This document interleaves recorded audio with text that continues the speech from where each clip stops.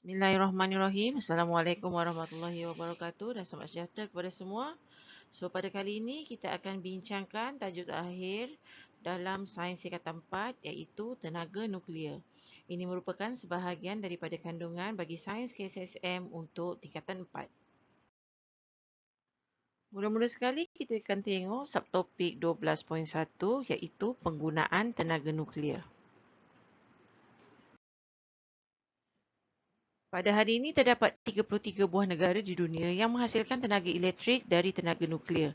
Antara negara-negara yang menjanakan tenaga elektrik daripada tenaga nuklear adalah negara-negara yang besar seperti Amerika Syarikat, Rusia, Iran, Jepun.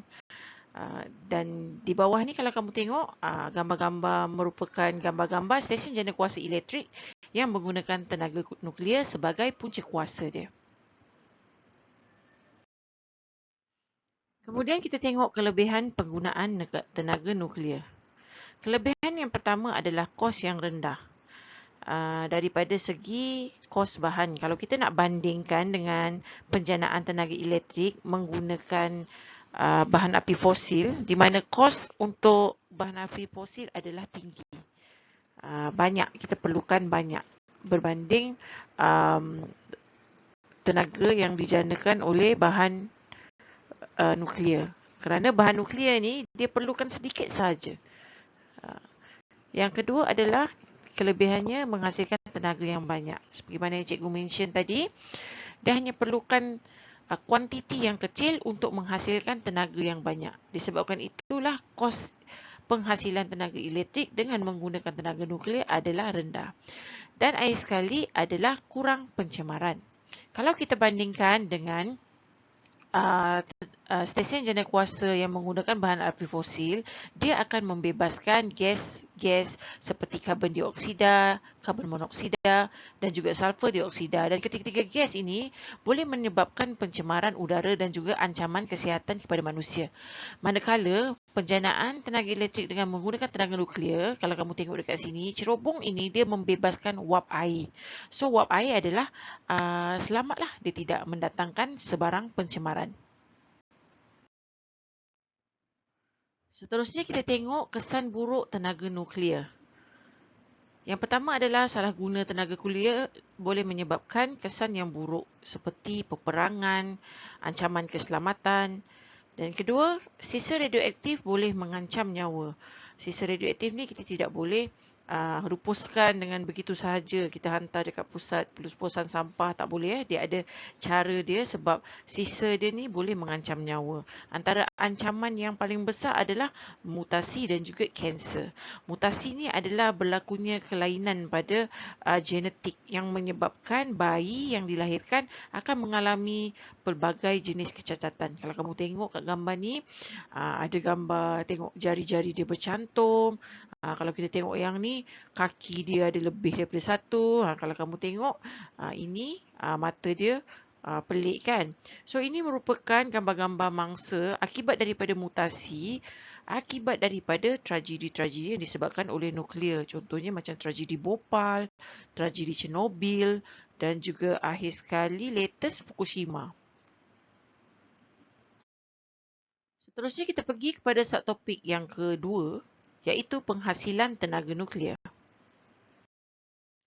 So, tenaga nuklear dihasilkan melalui dua tindak balas, iaitu yang pertama tindak balas pembedahan nuklear dan yang kedua adalah tindak balas perlakuran nukleus. Mula-mula sekali kita tengok tindak balas pembelahan nuklear. Tindak balas ini berlaku apabila satu nukleus bahan radioaktif ditembak. Kita panggil bombarded lah. Kita panggil bombarded with a neutron. And then dia punya nukleus ini akan terpecah kepada dua nukleus yang baru. Proses ini menyebabkan tenaga dihasilkan dengan begitu banyak sekali. Seterusnya adalah perlakuran nukleus ataupun dalam bahasa Inggeris kita panggil nuclear fusion. Ia berlaku apabila dua nukleus kecil bergabung membentuk satu nukleus besar. Dan proses ini ataupun tindak balas ini hanya berlaku di matahari sebab dia menghasilkan tindak balas berantai. Sebab itulah matahari sentiasa menghasilkan tenaga haba dan juga cahaya yang banyak akibat daripada proses perlakuran nukleus yang berlaku di teras matahari.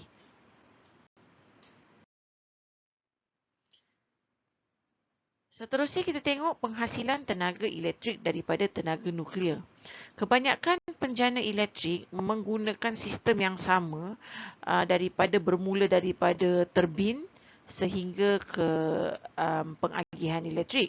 Yang berbeza hanyalah dekat bahagian bahagian permulaannya saja, iaitu bagaimanakah cara dia menghasilkan tenaga haba yang banyak. Dalam penghasilan tenaga haba menggunakan tenaga nuklear, tenaga dihasilkan melalui tindak balas pembelahan nuklear yang berlaku dalam reaktor nuklear. So ini adalah gambar rajah ni reaktor nuklear. Di reaktor nuklear ni ada rod yang panjang ini. Ya, rod ini mengandungi bahan beradioaktif lah. Selalunya yang dipakai adalah uranium. Okey. Kemudian apabila berlakunya tindak balas pembelahan nuklear, tenaga haba yang banyak akan terhasil. Tenaga ini seterusnya akan mendidihkan air.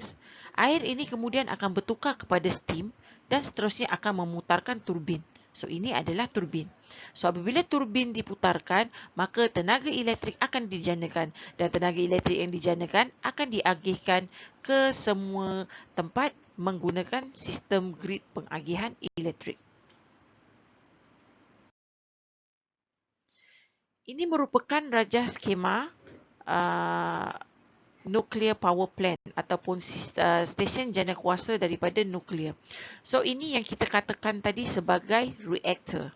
Okay, so reaktor ni ada rod batang besi yang panjang yang mengandungi bahan beradioaktif tadi. So reaktor ini dibina di dalam containment structure. Containment structure ni selalunya dibina menggunakan konkrit tebal dan juga dinding yang diperbuat daripada blok plumbum. Sebab blok plumbum adalah satu-satunya bahan yang mampu menghalang sinaran gamma daripada menembusinya. Okay, seterusnya tenaga haba yang dihasilkan di bahagian reaktor ini akan memanaskan air dan kemudiannya akan bertukar menjadi steam. Kemudian steam inilah yang akan memutarkan turbin dan menjanakan kuasa elektrik. Kalau kamu perhatikan, kebanyakan stesen jana kuasa akan dibina berhampiran dengan laut. Ini untuk memudahkan proses penyejukan kerana sistem jana kuasa ni menghasilkan tenaga haba yang banyak. Jadi cara yang paling jimat untuk sejukkan dia adalah dengan menggunakan air. Sebab itu kebanyakannya dibina bersebelahan berhampiran dengan sumber air yang banyak lah. Contohnya macam laut. Okey. So kadang-kadang tenaga haba yang dihasilkan tu terlalu banyak. Jadi dia perlu dibebaskan. Jadi dia kalau dalam sistem jana kuasa daripada nuklear ini, dia akan bebaskan dalam bentuk wap air yang ni, yang kamu nampak cerobong dia yang besar tu . Seterusnya kita tengok mengapakah kebanyakan negara memilih nuklear sebagai sumber tenaga. Yang pertama adalah kerana kurang sumber tenaga lain. Contohnya macam negara-negara yang terletak di Timur Tengah. Okey, kat situ dia orang kurang sumber air untuk menjanakan tenaga dengan menggunakan air. Contohnya macam Korea. Korea negara dia kecil tapi dia kurang sumber macam bahan api fosil dan juga sumber macam angin dan air untuk menjadikan tenaga elektrik. Jadi pilihan yang terbaik yang ada adalah dengan menggunakan tenaga nuklear. Yang kedua adalah keluasan negara yang besar. Contohnya macam Rusia dan juga Amerika Syarikat. Dua negara ni negara yang besar. Jadi kalau dia janakan tenaga dengan menggunakan bahan api fosil, maka tenaga yang dihasilkan tidak cukup untuk menampung keperluan keseluruhan penduduk dia. Sebab itu dia pilih tenaga nuklear. Sebab nuklear ni walaupun sikit dia punya kuantiti bahan, tapi dia boleh menghasilkan tenaga yang sangat banyak. Seterusnya menjadi sumber pendapatan negara. Ada setengah-setengah negara yang memang bergantung kepada bahan api nuklear. Okey, terutama negara yang kurang sumber-sumber macam sumber laut ataupun sumber pelombongan ataupun sumber pertanian. Dan yang akhir sekali, teknologi yang canggih. Kebanyakan negara yang kecil macam Jepun dan Korea, walaupun dia kecil tapi dia mempunyai teknologi yang canggih. Jadi dia boleh gunakan tenaga nuklear sebagai sumber tenaga sebab orang kata pengurusan penggunaan tenaga nuklear ni bukannya boleh dibuat sebarangan, dia kena menggunakan teknologi yang canggih untuk mengelakkan sebarang kemudaratan yang berlaku. Seterusnya kita tengok subtopik yang ketiga, iaitu impak penggunaan tenaga nuklear. Seterusnya kita tengok impak penggunaan tenaga nuklear. Untuk impak penggunaan ini, cikgu pecahkan dia kepada dua. Yang pertama adalah ujian nuklear, yang kedua adalah bom atom. So, ujian nuklear ni adalah pentinglah bagi negara-negara yang menghasilkan senjata nuklear. So, dia kena uji. So, ujian nuklear ini mendatangkan kesan yang buruk. Yang pertama adalah daripada segi kesan somatik. Kesan somatik ni maksudnya kesan kesihatan yang boleh kita nampak dengan segera. Yang pertama adalah keletihan, yang kedua adalah loya, yang ketiga katarak, iaitu terdapatnya lapisan yang terbentuk di hadapan kornea mata. Seterusnya adalah leukemia, iaitu kanser darah, dan akhir sekali adalah keguguran rambut. Tapi yang paling teruk adalah daripada segi kesan genetik, sebab dia tak nampak. Kesan genetik ni selalunya bila dah lama-lama baru nampak. Yang pertama adalah kecacatan pada bayi. Sebab itu kesan dia ni tak nampak. Dia tak akan menyerang ibu yang mengandung tu, sebaliknya bayi yang dia kandung. Yang kedua adalah mutasi sel. Mutasi sel ni menyebabkan sel kita mutate, jadi mutant, ada berlakunya kecacatan. Okey? Dan akhir sekali dia juga boleh menyebabkan kanser. Kesan penggunaan tenaga nuklear yang kedua adalah daripada segi bom atom. Kalau kita ingat dulu pada tahun 1945, bom atom telah meranapkan bandar Hiroshima dan Nagasaki. Bom ini jatuh je maka tamatlah Perang Dunia yang kedua. Tapi kesan akibat daripada bom atom tu dapat dilihat sampai sekarang. Ya, kalau kita tengok gambar raja di bawah ni, ini adalah perbezaan keadaan sebelum dan selepas bandar Hiroshima dan Nagasaki dibom oleh bom atom lah. Okay. So kesan dia banyak kepada generasi yang seterusnya lah, di mana berlakunya banyak kecacatan daripada segi genetik dia. Okay. Dan akhir sekali kita tengok subtopik yang terakhir, iaitu tenaga nuklear di Malaysia.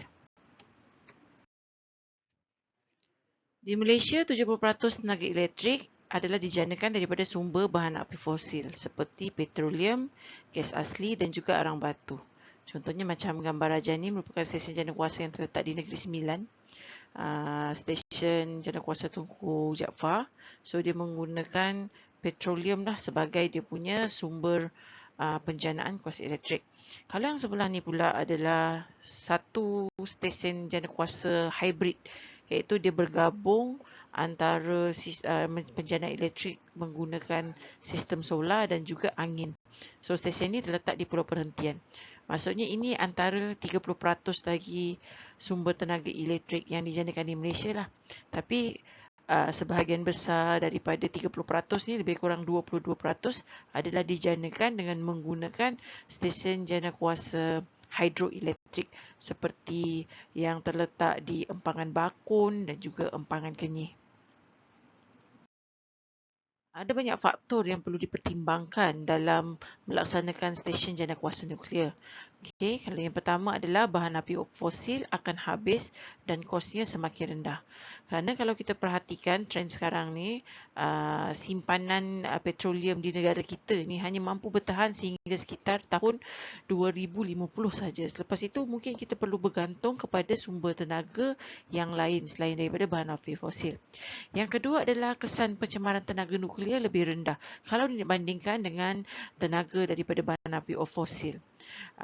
Sebab pencemaran, sebab stesen jangkaukuasa nuklear dia tidak membebaskan sebarang gas-gas berbahaya ataupun gas rumah hijau. Sebaliknya dia cuma bebaskan wap air.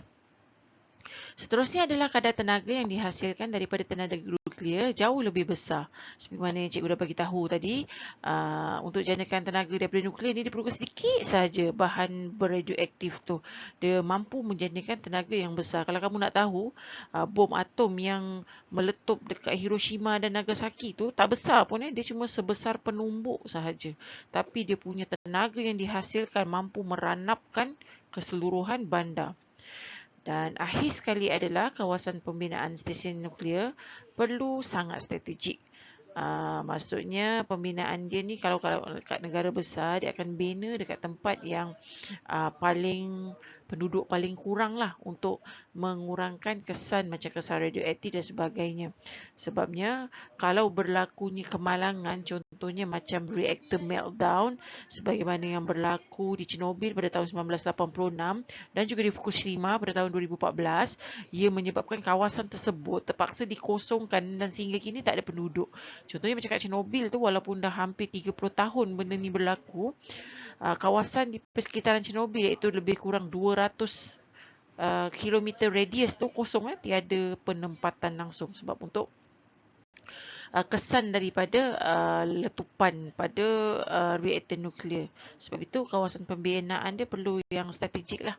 Macam kalau di Fukushima dia di tepi laut kan, waktu tu bila berlakunya meltdown, diorang tidak boleh membeli ataupun makan sebarang produk daripada laut yang terhasil di Fukushima pada waktu tu. Sebabnya ditakuti pada waktu itu bahan radioaktif tu mengalir ke dalam laut lah. Jadi sebab itu perlukan kawasan yang strategik untuk membina stesen nuklear. Dengan berakhirnya penerangan tadi, maka berakhirlah sudah video cikgu untuk kali ini. Semoga apa yang cikgu kongsikan hari ini mendapat mendatangkan manfaat kepada kamu. Jangan lupa subscribe, like dan komen YouTube channel cikgu ya. Semoga kita berjumpa lagi di video akan datang. Assalamualaikum.